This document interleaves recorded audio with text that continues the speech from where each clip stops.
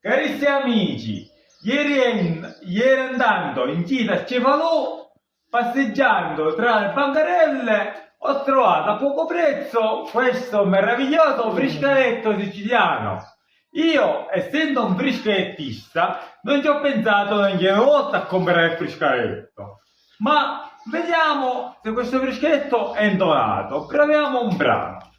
Vi auguro una buona giornata e buon ascolto, che dirvi. Grazie a tutti, anticipatamente.